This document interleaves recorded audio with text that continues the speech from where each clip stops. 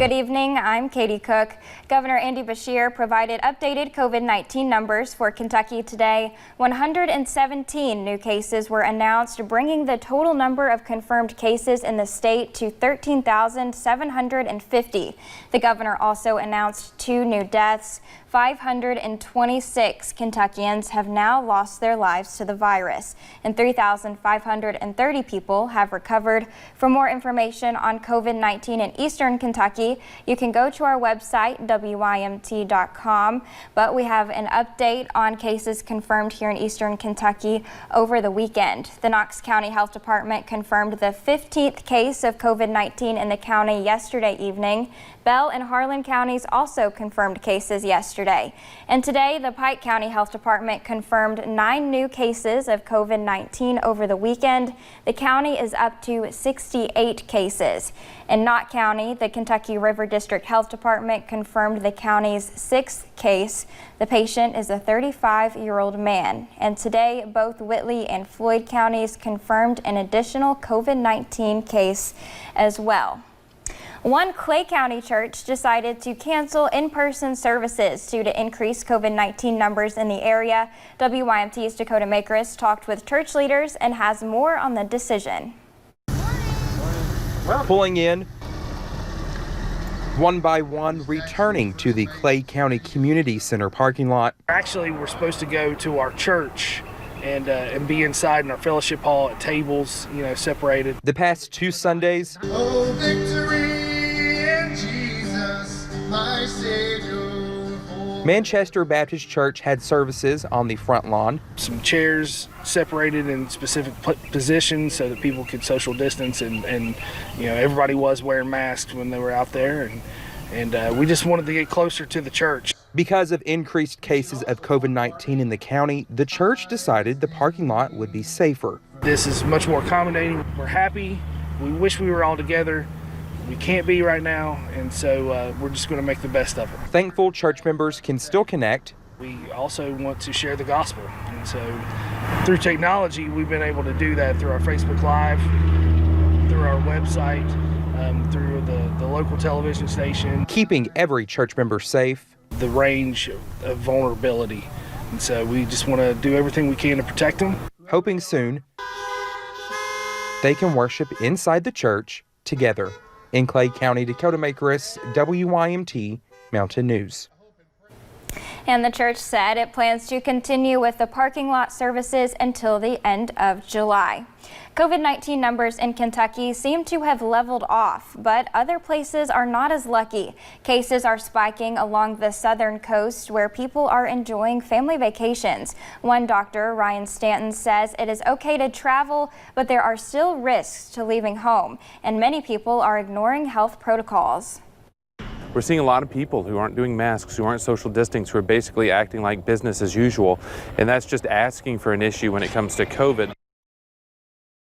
One way to take control of safety measures and limit the amount of contacts you have is to travel by car. AAA also recommends booking a trip through a travel agent so they can help navigate new hotel policies or last-minute cancellations. As sports start back up, several cheerleading teams begin to hold this season's tryouts. WYMT's Madison Pergram has more on the unique ways some teams in the mountains have held their tryouts. At Somerset High School, the cheerleaders represent the Briar Jumpers on and off the sidelines. It's just the atmosphere, especially at Somerset, because all of the fans just really cheer on the community, and the girls are amazing. As they not only cheer on their fellow Briar Jumpers, but compete as well. In years past, you had weeks in the spring where you could run your clinics and your tryouts, where you could watch and evaluate girls on skills such as stunning, tumbling, motions, jumps. But the start to this season was far from normal. This year, we have not been able to see the kids since mid-March, and they've had to submit everything virtually. Submitting their tryout videos from gyms, yards, and some even from the beach. First, we had to video ourselves doing just a single toe touch, and then a double toe touch, and then your hardest standing, your hardest running, tumbling, and then video yourself doing a cheer. Although some things may be a little different now, they continue to look ahead. Best part of cheering in high school is going to nationals with your team, going to Disney World and competing. But also just getting to practice, I really hope we can still do. Ready to hit the cheer mat, working to live up to that Somerset name. I think it's always been fun to go places and people always, when they see our uniforms and they know our cheer, J-U-M-P, and that's really neat. As they get set to jump into this year's season. In Somerset, Madison Pergram, WYMT Mountain News. Several other schools have also held virtual tryouts, including Pulaski County High School.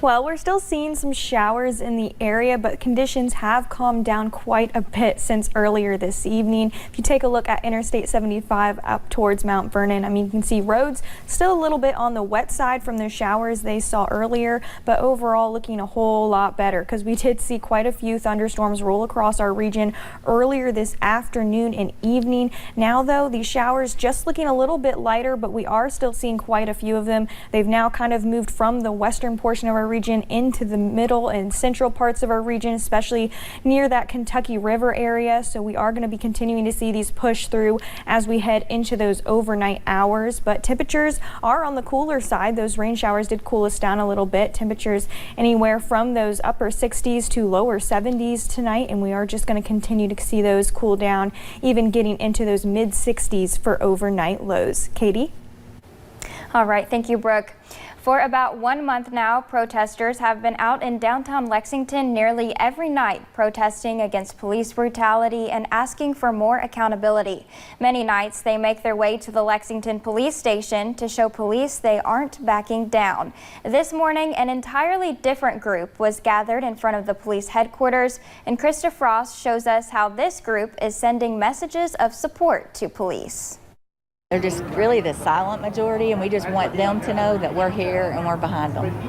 Racial tensions are at an all-time high, and the frustration is aimed at these guys. But a group of people crowded outside the police station in Lexington today to let them know they're not alone.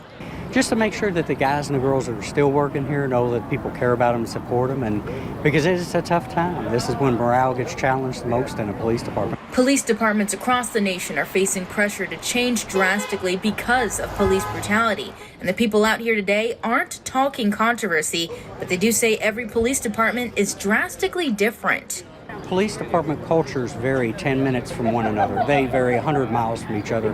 And I hope people, including our council and mayor and vice mayor, remember that it is possible for a department to be better than or more progressive than other departments. Something these supporters say makes Lexington ready to have a real and honest conversation about how to change things for the better. We have a lot of good dialogue that's capable here because I've watched it for years. And the grassroots efforts inside the community are beautiful. And so if everybody just, I do believe, continue to let your voice be heard for sure. But to always remember that we are in a place where I think people can sit down and have a dialogue that may not be able to happen an hour away or 2 hours away right now. In Lexington, Krista Frost, WKYT. Supporters say they threw together this rally last minute just to be a support system for officers. There were no counter-protesters. And U.S. Senate candidate Charles Booker is holding 2 rallies here in the mountains tomorrow ahead of Tuesday's Democratic primary. The Louisville representative has seen a surge in the weeks leading up to the primary as he looks to challenge Senator McConnell in the fall. He will host rallies in Hazard at City Hall starting at 9:30 tomorrow morning and a second rally in Pikeville at the City Park around 12:30 in the afternoon. And in Louisville, protests over the shooting of Brianna Taylor continue 3 months after her death. One group is making a change by pushing for a permanent memorial for Taylor. Jerica Valtierra is in Louisville and has more on the movement.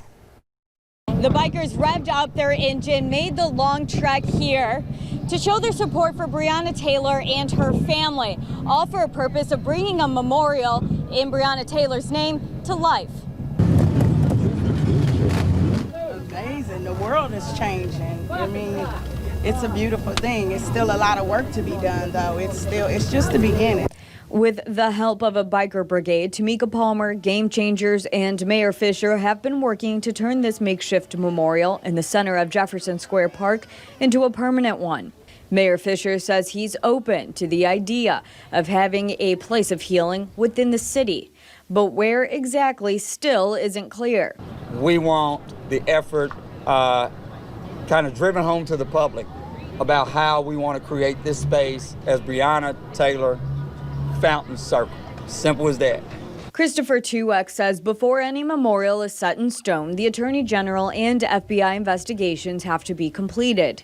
Nonetheless, in the park and through the streets of downtown Louisville, there is support for Tamika Palmer. Lonely, a lot of people didn't know the story or what was going on, and so just to have all these different people from all over and all type of people to come and support the same cause, I mean, you can't, it's a blessing. Like many other cases, Brianna Taylor's has captured attention throughout the country. That's why these bikers traveled from different parts of the United States, from Ohio, South Carolina, Georgia, and Tennessee. So we wanted to bring something positive and come and create this movement. I mean, we want to be part of this. Each biker donated cash, and at the end of the ride here, they ended up giving Tamika Palmer over $1,800. In downtown Louisville, Jerica Valtierra, Wave 3 News. During COVID-19, we have brought you many acts of kindness across Eastern Kentucky, from restaurants giving away free meals to healthcare workers to people giving away masks. WYMT's Camille Gear has more on one act of kindness. For as long as Michelle Wise can remember, she has always been a baker. But I've baked all my life. During COVID-19, she wanted to use her cooking in a positive light. It makes me very happy to help others to lift their spirits during this difficult time. By posting a cake giveaway for essential workers on Facebook. They just nominate and tell their profession, whoever they want to nominate.